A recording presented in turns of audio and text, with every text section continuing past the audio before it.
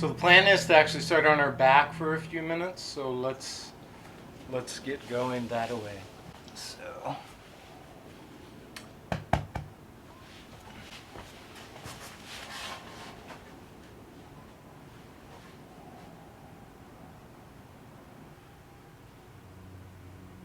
Once you find your way onto your back with your knees bent, your feet flat, this resting bridge or constructive rest. See if you can pretty much just immediately shift gears.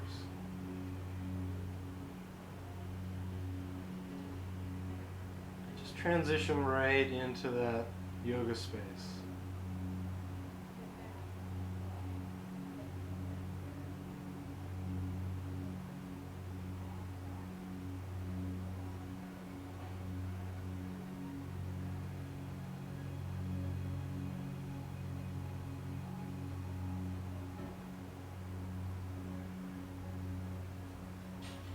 Essentially just dropping everything and coming right to the immediate felt experience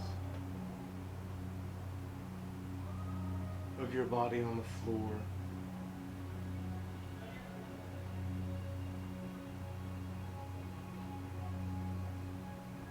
The sensation of your body enveloped by the air.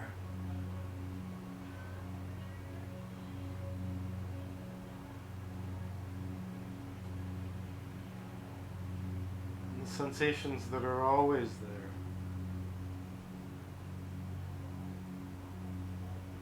Now we take deliberate time out to notice. That is dropping into those sensations of breathing.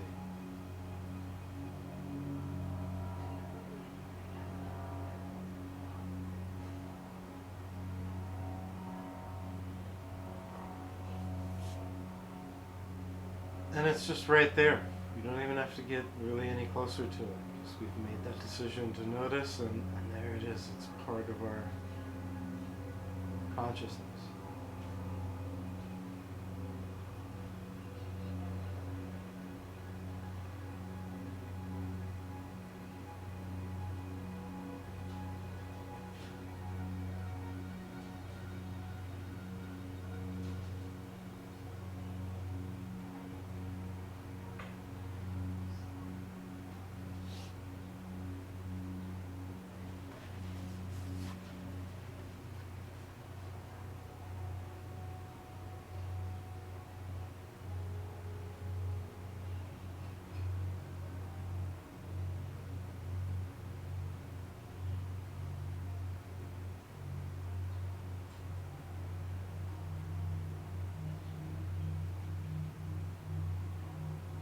Be present with whatever else bubbles up for you.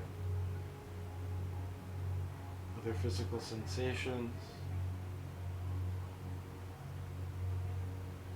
And other activities of the mind.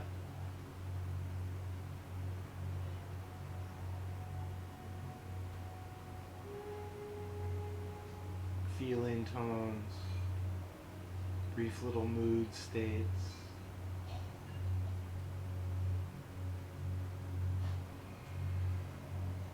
Thoughts in words, thoughts in pictures.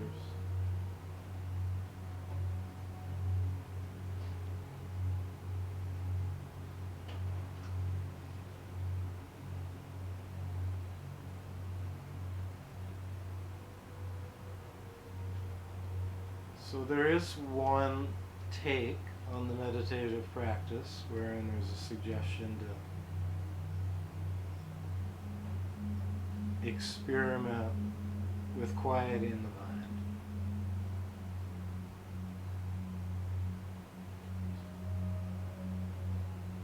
But there's also a meditation practice, and we tend to do both in our yoga tradition.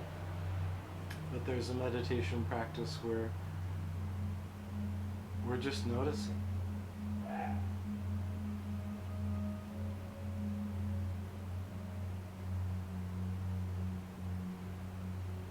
So we might notice a busy mind.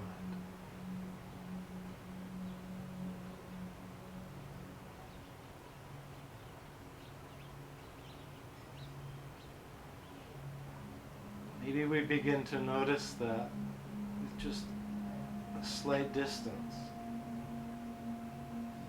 Not disassociation, like it's somebody else's mind.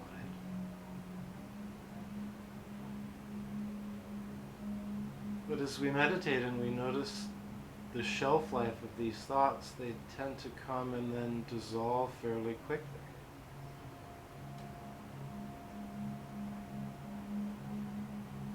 There's a way in which we can practice observation but less attachment.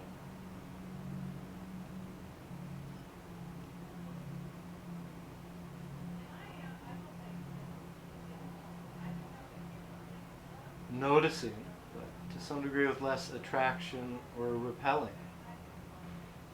Just loving acceptance.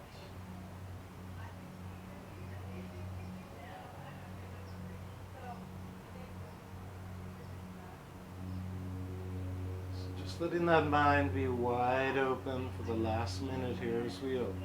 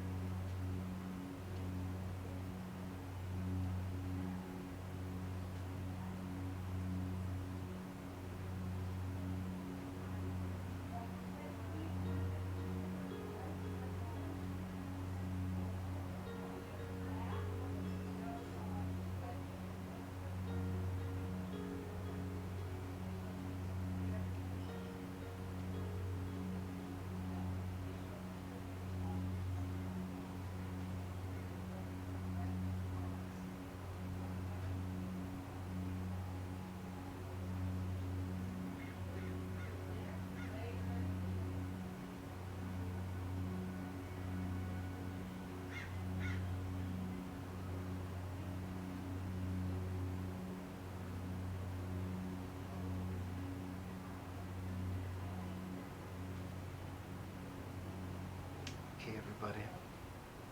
So we're going to transition into just a little bit of movement here. We're going to keep it pretty slow to start. Please extend both legs along the floor.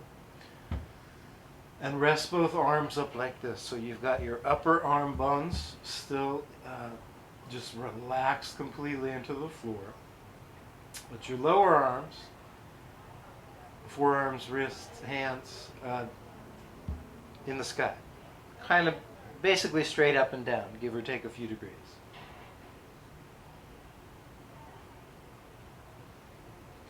Now go very slowly. Don't try to get right to the floor. In fact, don't even think about that so much. If this is our neutral point, just barely take one arm forward of neutral and the other arm back of neutral. And then just slowly switch. So without doing much independent movement in your wrists, keeping your upper arm bones grounded, feeling when your shoulders and forearms and wrists are at a brief neutral. We're calling this one neutral when they're up like a flagpole. And then each shoulder doing the opposite movement at the same time. One in external rotation, which yields an arm backward overhead. And then one in internal rotation, yielding an arm forward at the forearm, down at the palm, pointing towards your foot. Oh. Now, try not to let the shoulders come way off the ground with these.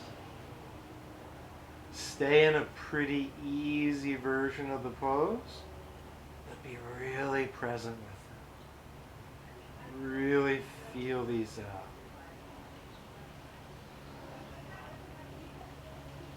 Just the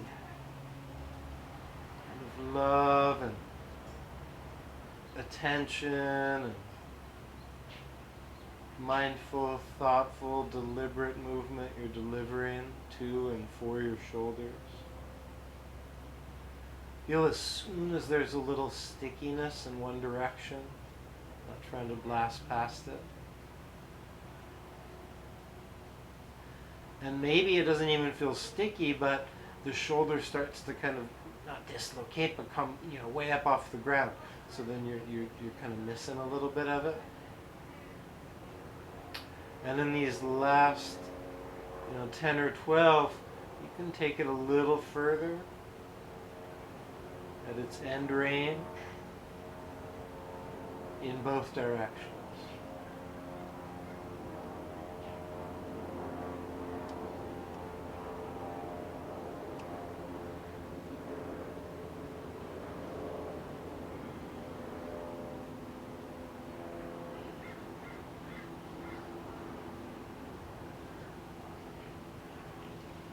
Last few.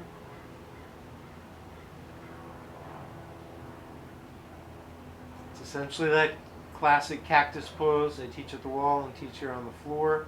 But we've got the backward traditional part of the cactus and then leaning into like when the arm faces down. Last couple. Oh my gosh, that feels good. Oh. Okay, everybody, let's release that. We're going to reach both arms up to the sky and spread your shoulder blades away from your spine. Let the heads of the shoulders come completely off the ground, but the head stays on the ground. Then, without bending your elbows, let the arms get closer to the floor. Let the heads of your shoulders hit the floor, and let your shoulder blades squeeze into each other, like an inward pinch, retracting, and then an outward spread, protracting. So try about 10 of those. Retract, pull your arms into your sockets, protract, really try to spread your big, wide, strong upper back muscles. You could think of this one as the arms lower without bending as pulling from the sky into the ground. And this one is pushing away from the earth toward the sky. Last couple. Pull. Push. Pull. Push. Last one.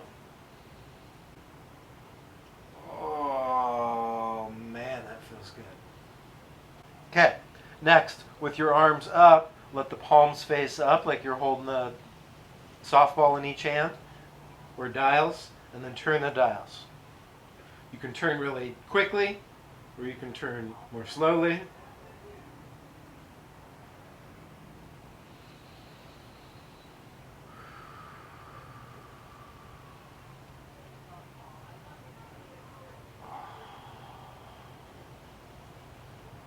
Okay, and then let's release that. Now with more karate chop hands, lower one arm all the way down along your side and raise one arm all the way up along the side.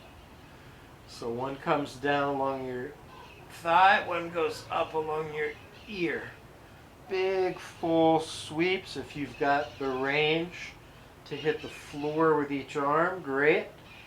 If it's a little sticky on the way back, it probably won't be on the way down. Just stop just short of the floor. Big full sweeps. Stiffened at the elbows, slightly stiffened at the wrists.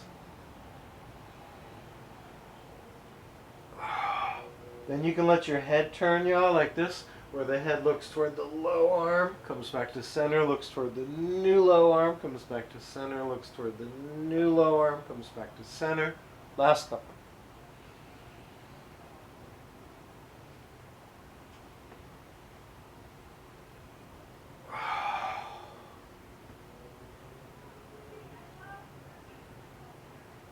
All right. When you come back to center, everybody, let's hug the right knee toward the chest. And keep reaching out through that left leg.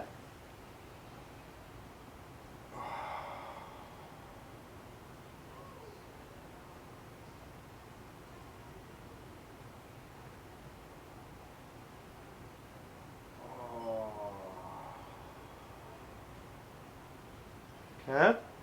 And then let's switch. So really push out through the right, hug in through the left.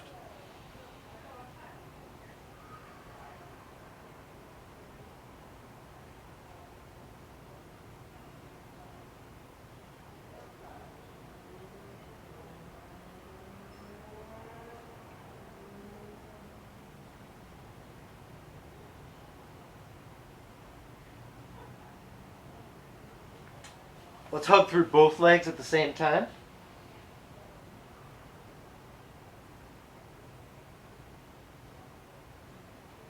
And go ahead and lean into this first one,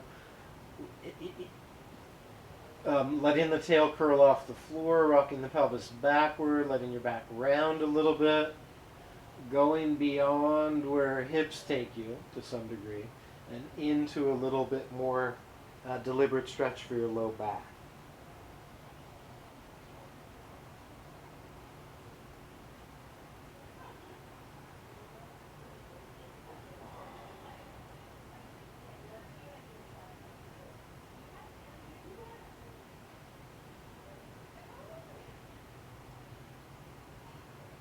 And then for about 5 to 7, maybe 10 breaths, really just find your sweet spot here in Apanasana.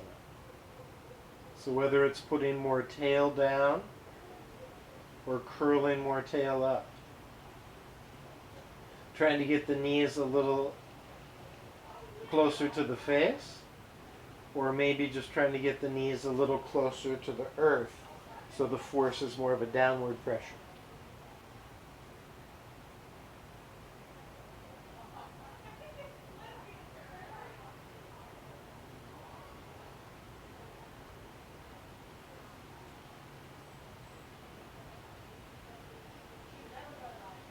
Okay. Then let's extend the left leg and curl the shoulders and head up as we've got this right leg hugged in. And just feel as your shoulders and head are up, negotiate, a nice clean shape for your neck where it feels like it's working but there's not too much strain. Your abdominal muscles are really on. The rib cage is pretty strong, or the muscles around it really. And then switch. Your shoulders and head are up for this one. You've got some strong abdominal work on. You've got the nice hug on the leg, but you've got an active, strong opposite leg.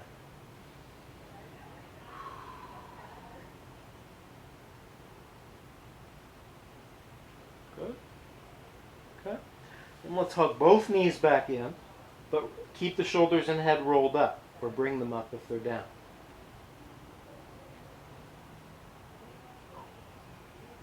So now from here, let's extend each leg out about as wide as the mat. Then reach both arms up and over the head about as wide as the mat. Push out through your tail.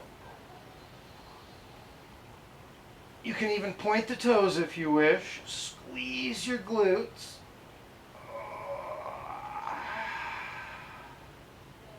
Stretch really long out toward the corners.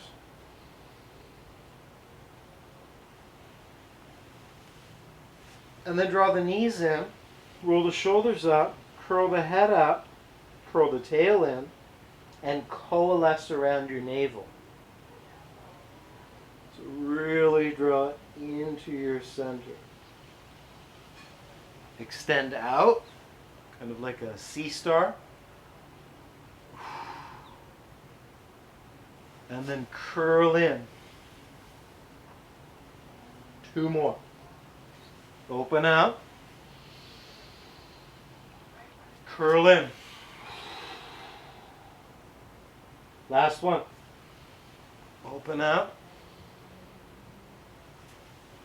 And curl in.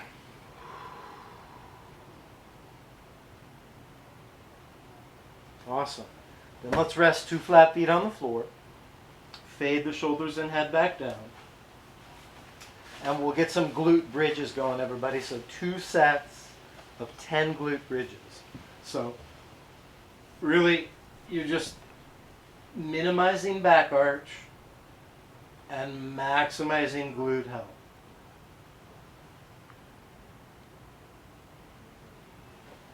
You do that with just intention, focus,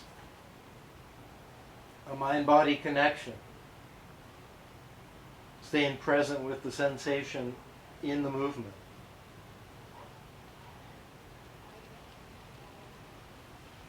You might also squeeze your glutes a little before they help you to lift. For some that helps. If you're feeling absolutely clear connection to your glutes every time you lift, you are good to go. And you're on course for one more set of 10.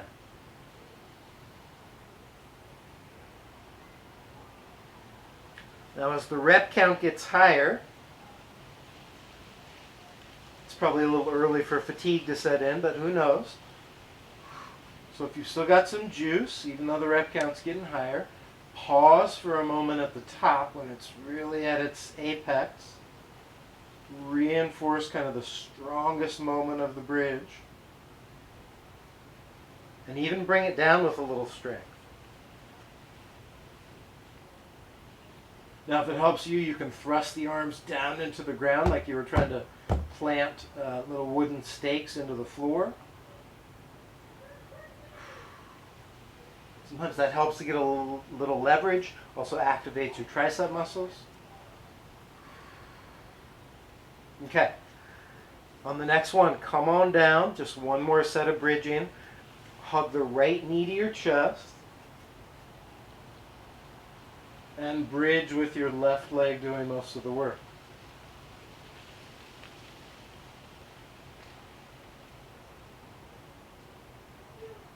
So same approach.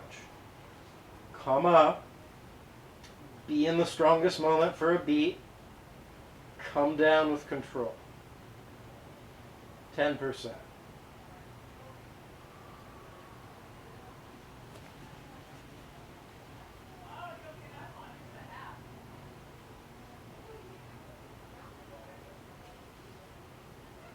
Two more on this leg. Oh, man.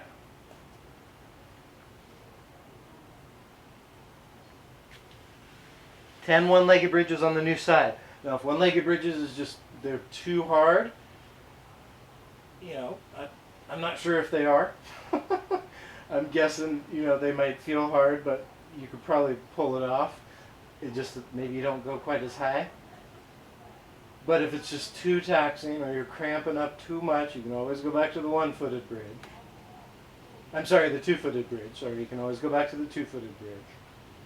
But really, if you can, stay with this one-footed. I'd rather have you do 5 one-footed at this point than 10 two, just because we've already done 20 two-footers and we want to really start to get some competency and eventually some mastery over this particular movement pattern. It's so effective for your glute development and for generally making your low back happier. Last one.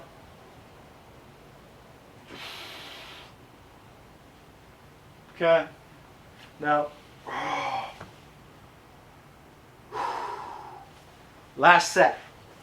We're going to extend both legs straight. We're going to reach both arms along our side.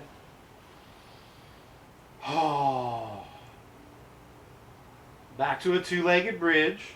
But this time, y'all, the legs are straight. So you dig in with your heels. You pull back with your arms. You pull back with your shoulders. You squeeze with your butt muscles. And you lift. Oh. Ay, ay, ay. That's a humbling move. Like I barely even go anywhere, and I'm giving it a lot of juice. So give that one 10 goes, then we're done bridging.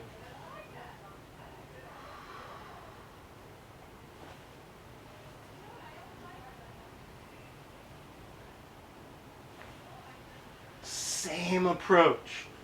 Be at that apex Oh, for a beat. Don't miss that. I'm failing to come down with control. I'm just coming down like a complete crash landing with a thud. So that's less than ideal. But try to come down a little slower.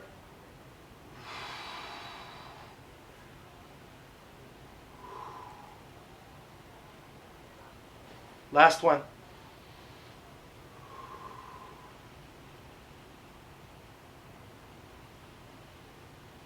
Oh.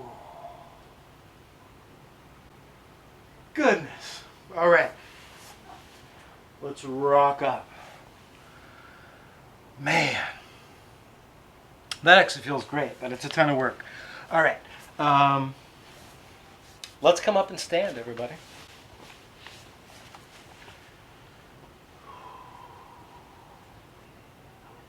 All right. So what we're going to do is come to the back of the mat and do our 4-way walkout. A lot of you guys have done this practice before. So the 4 ways are: your hands walk away from your feet, and you can plank or dog at the end, and then your hands walk to the feet. That's 1 and 2. Your feet walk away from the hands, and then your feet walk toward the hands, and that's 3 and 4. Yeah? So let's start with just a simple roll down.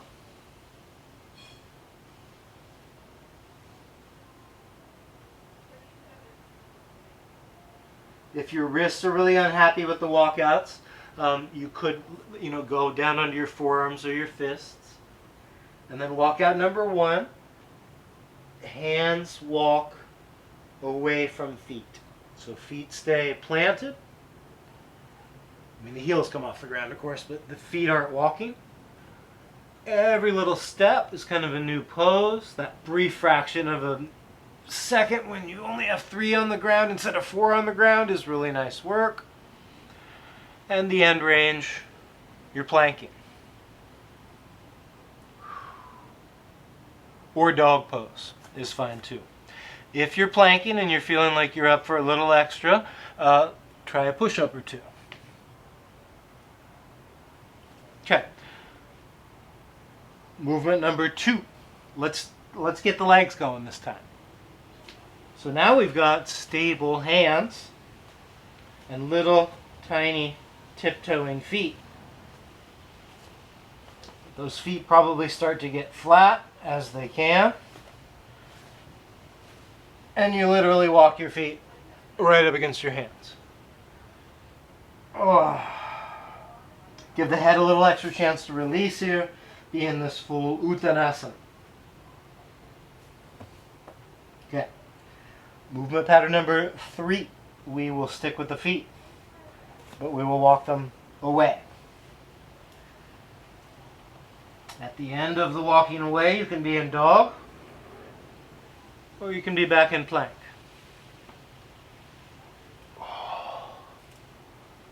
Whew. All right, last one to complete the 4. The hands walk again, but this time toward the feet.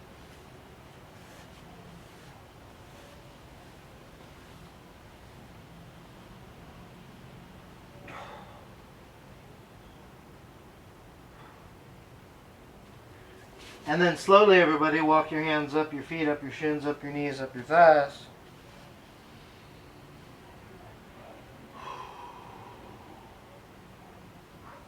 All right. And then let's stand with the feet just a couple inches apart. Eyes out at eye level, so you're kind of like a deep gaze out to the horizon line. I mean, you might be looking at a wall a foot in front of you, I'm not sure, but basically the alignment is out that way.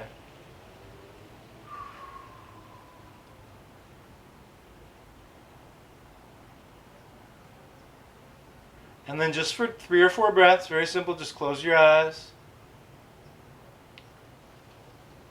And aside from not being able to see the room and the screen, just notice if it did any shifting with your balance, your capacity to stand.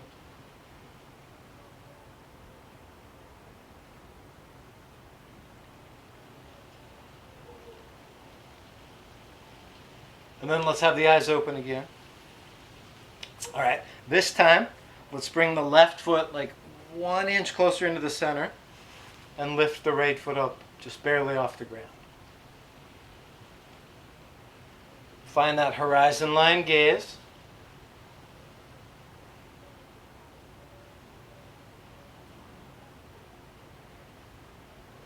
Stabilize through your glute, especially the straight leg glute, the leg that stays on the floor. Put a little tension in your low abdomen.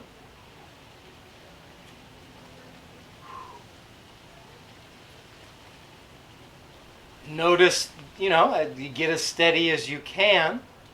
You might even use a drishti, which is a gazing spot. Like literally some spot on the wall, part of a picture frame, something that's kind of stable, very stable. And then see if we can omit the drishti and close your eyes.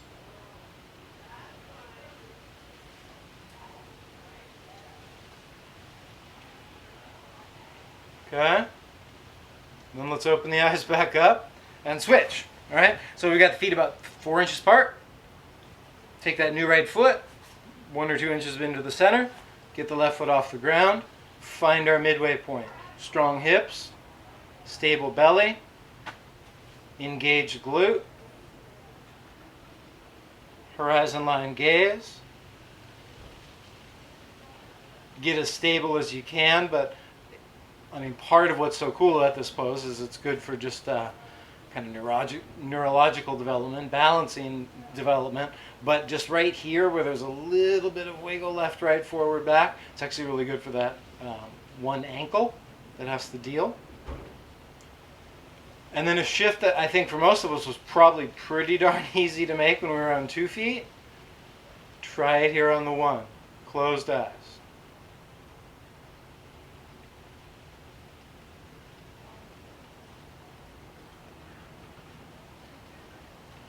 Whoa, and then open your eyes back up. Let's just go through this drill one more time. All right. Center. Get unipedal. That's a weird word. All right.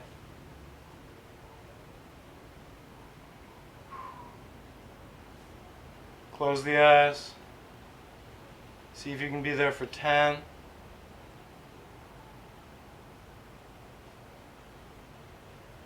5.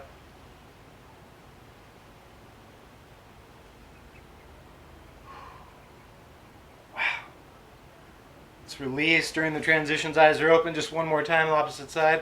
Although I feel like I could do this for a while. I'm always a little surprised at how challenging it is. So last one, get that single leg status going. And close the eyes for a 10 count.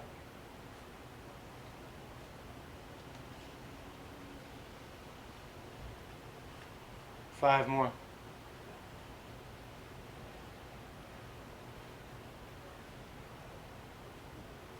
Oh, man, that's good. Eyes open. All right, everybody.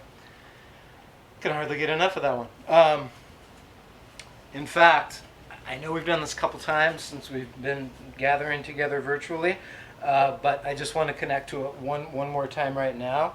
So get on the singular straddle. You can use the center of your mat, but you might misjudge whether you're actually on the line.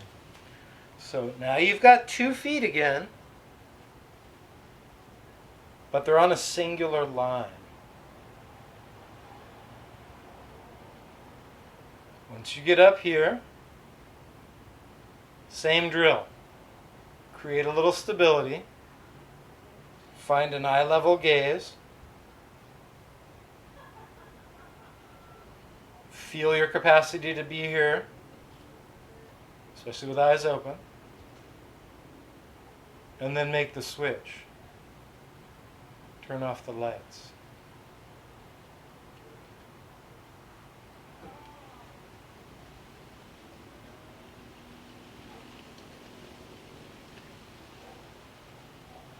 So, rough 10 count again. Oh, that is awesome. When you've had your 10, just one time, second set, Second round, sorry. Still a straddle, still on the singular, like what would be a gymnast balance beam, but just new leg out in front. Get established. And 10 count with the lights out.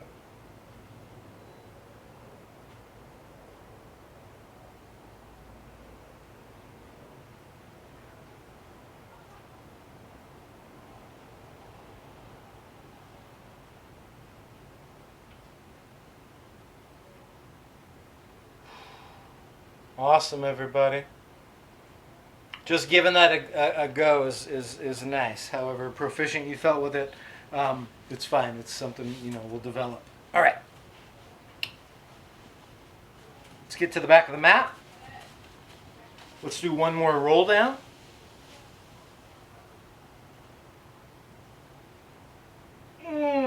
Let's walk all the way out to a plank. Now, we did this when we were lying on our back. We didn't have to push any weight around. But it's the same exercise. Protract your shoulders. Let the shoulder blades spread apart. Let your upper back round a little bit. Retract your shoulders. Let the blades squeeze together. Your upper back drops a little bit. Oh, but the arms stay straight. Protract. These are also called scapular push-ups. Retract. Protract. Keep your belly pretty strong. These should be pretty challenging. Retract. You can always put the knees down. Last one. Retract. Then let's end in the protract with the push. And then raise that up to dog. And see if you can find still some push, but a little more release in the upper back. So it's really not round at this point. It's kind of got a neutralish arch to it. Or even leaning into, really extended, bent. Now from here, everybody, let's reach the right leg behind us. Take it in a few little circles. Want to feel your glutes really do a lot on every circle. A few circles in the opposite direction.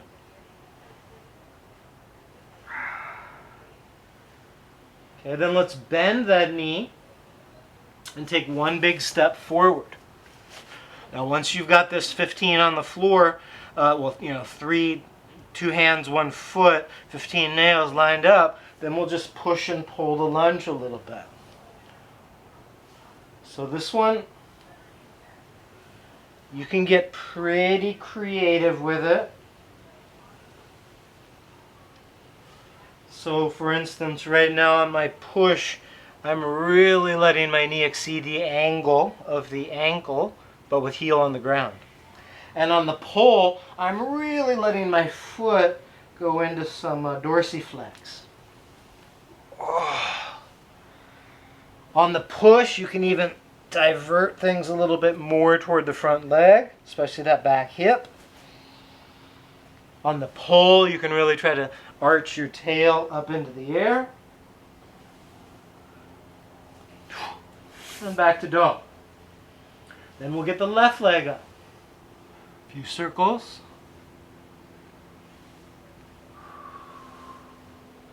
A few circles the opposite direction.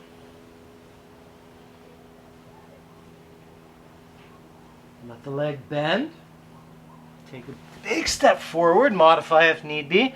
So once you get this thing going, you're at pretty clean traditional lunge shape. And then you modify away. Maybe the same as last round. Letting that knee inch out a little past your heel. Maybe even past the toes. On the opposite phase, maybe peeling that foot off the ground except for your heel. Oh.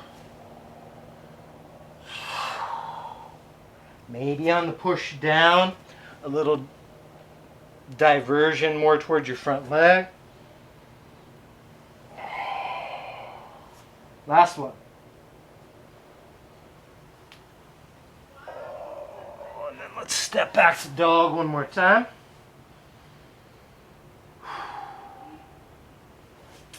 Let's go one last round. Reach that right leg up behind you. Take a huge step forward, right foot forward. And then come up to here. All right.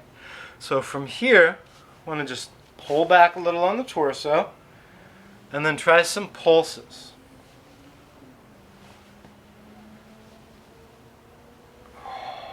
You want to really feel like your glutes can kind of squeeze you up when you get to the bottommost point, and they've got to lift you back up. Lift you back up. Let's try 5 more. 4, 3, 2, 1. Both hands down. Plank pose, top of a push-up. Now let's just briefly try right plank. Vashisthasana.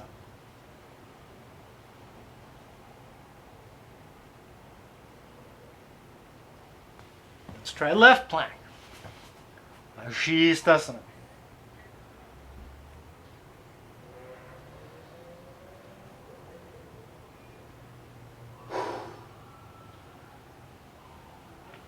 And let's come back to plank.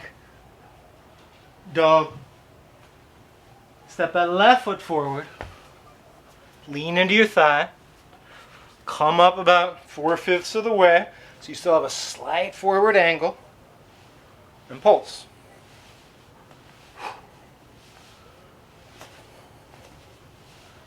Quads are, everything's working. This is such a full body exercise. But, pun intended, try to get those glutes to work. Especially at that kind of apex moment when you're at your lowest and then you've got to start the ascent.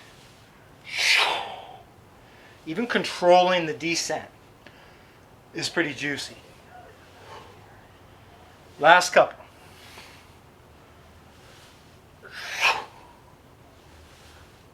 Yeah. Last one.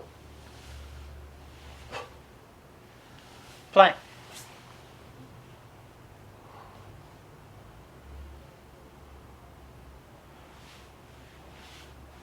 Mountain climbers.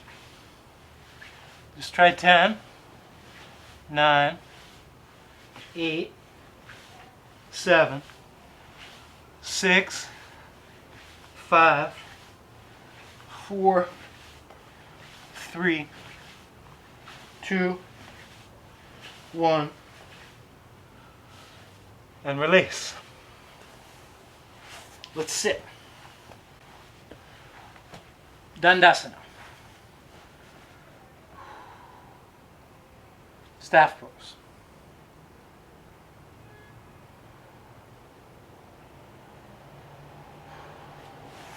Hug one knee in. Kind of like we did when we started class. But we were lying on our back instead of seated.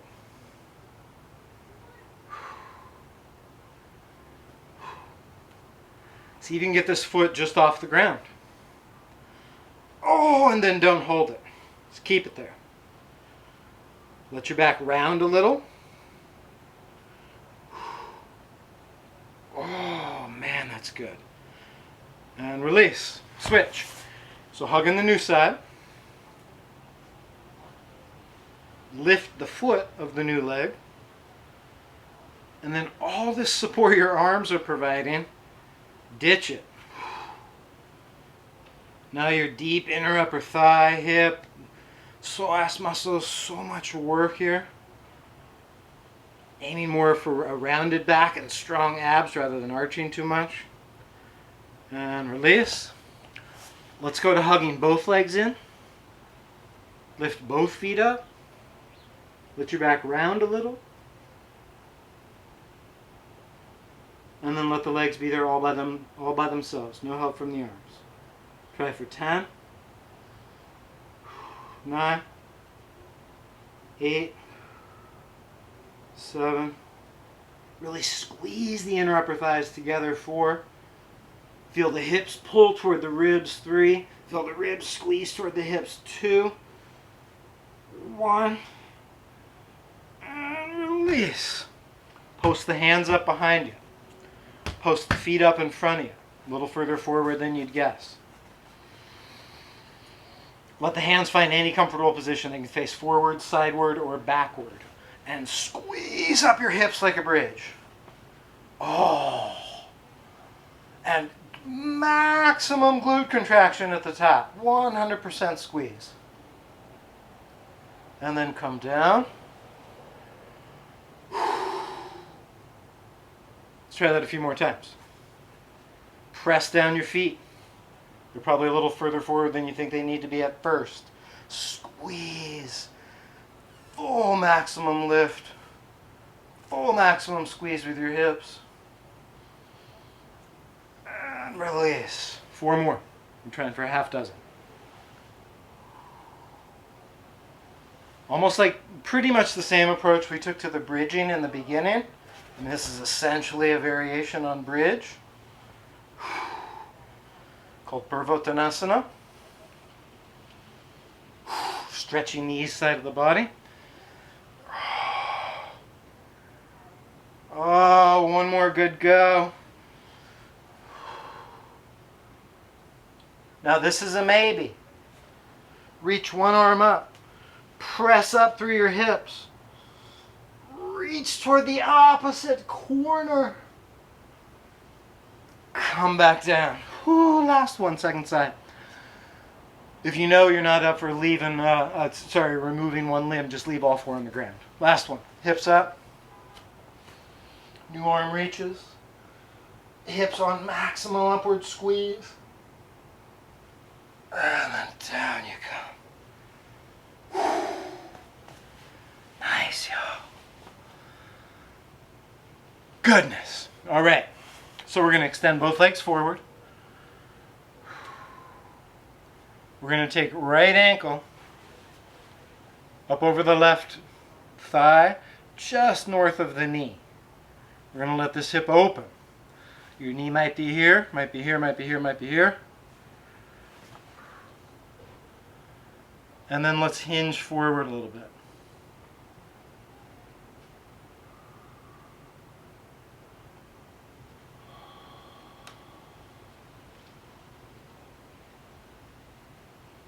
So this is 1/2 of the 90-90 pose. Just 90. Okay. And release. Please switch legs. New leg on top.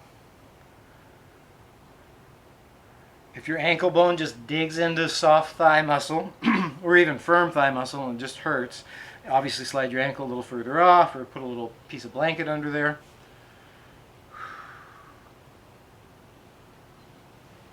Or just buck up, soldier. All right.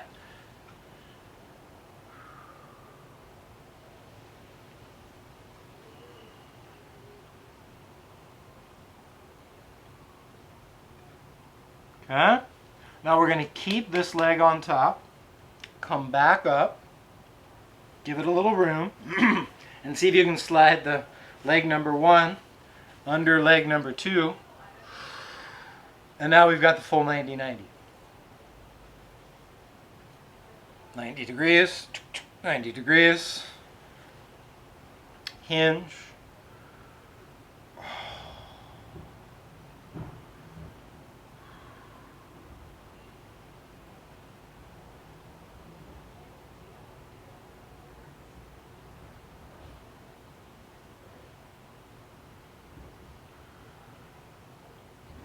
Couple breaths here.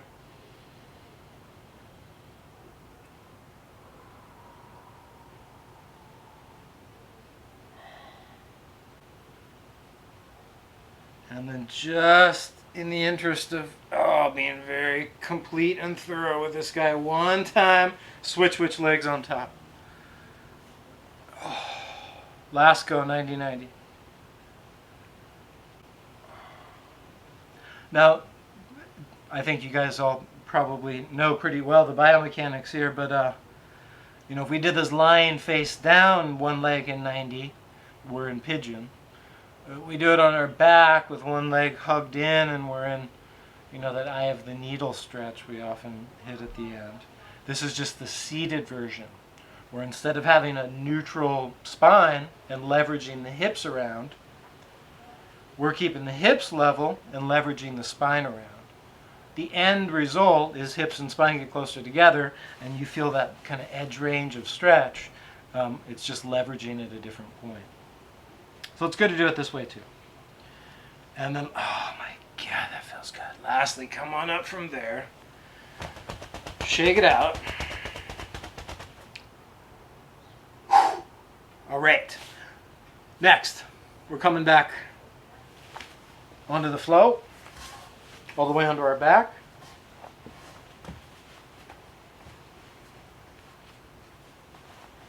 Oh.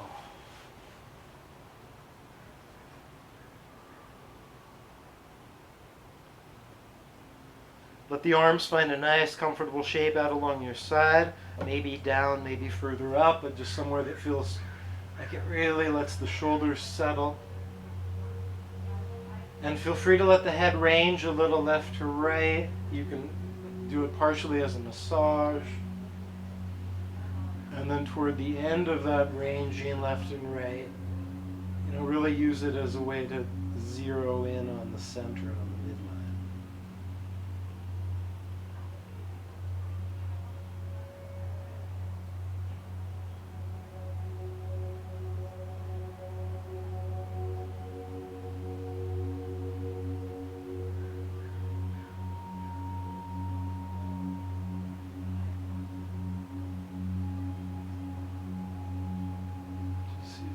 Find that spacious, wide open mind we tapped into in the beginning of our session.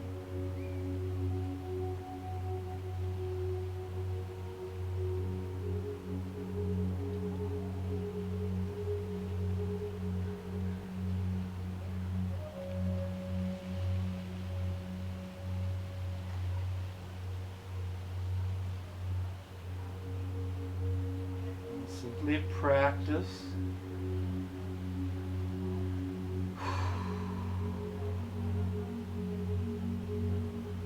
Practice letting go.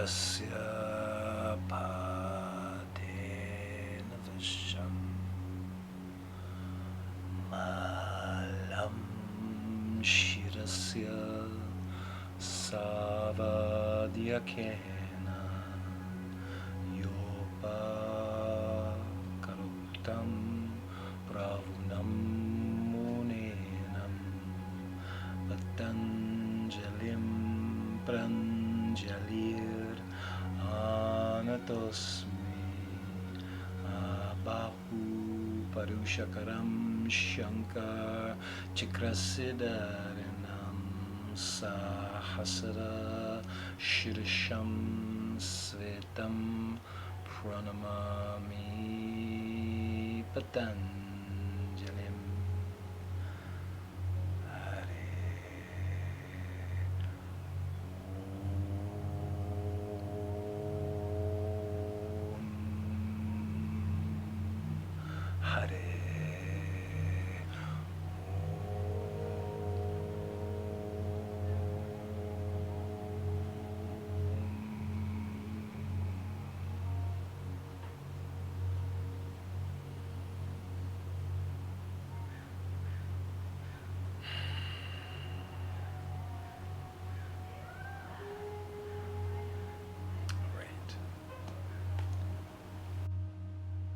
So, as always with the transition from Shavasana back into a seat, take your time, roll softly off to one side, or mindfully rock and roll your way up to a seat. Right. And let's close, everybody, by placing the hands on the heart once you're upright, and just reconnecting to a few deliberate mindful breaths.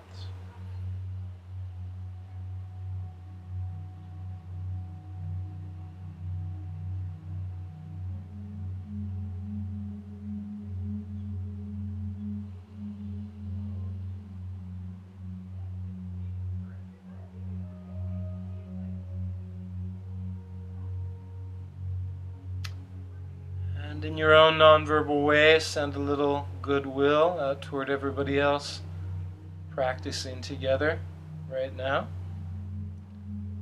Of course, well wishes and can extend as far out as you want them to.